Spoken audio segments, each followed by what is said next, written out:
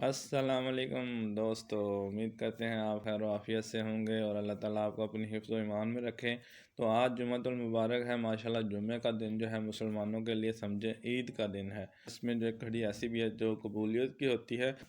رسول اللہ صلی اللہ علیہ وآلہ وسلم نے ارشاد فرمایا، جس شخص کو اللہ تعالیٰ ہدایت کرنا چاہتا ہے اس کا سینہ جو ہے وہ اسلام کی طرف جو ہے کھول دیتا ہے۔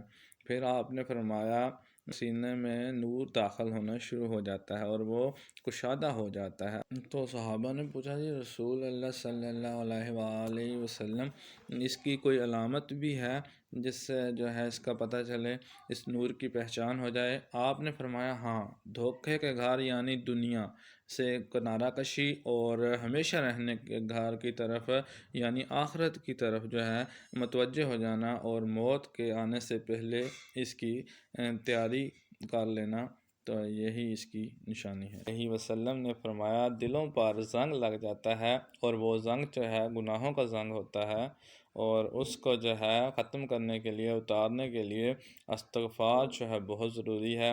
تو استغفار کے وجہ سے جو ہے گناہوں کا جو یہ زنگ ہے اتر سکتا ہے۔ تو کوشش کریں جی زیادہ سے زیادہ جو ہے استغفار جو ہے کریں، توبہ کریں، گناہوں سے بچیں، نیک کام کریں، اچھے کام کریں، اخلاق اپنے اچھے رکھیں، ہمسائوں سے اچھے جو ہے سلوک کریں۔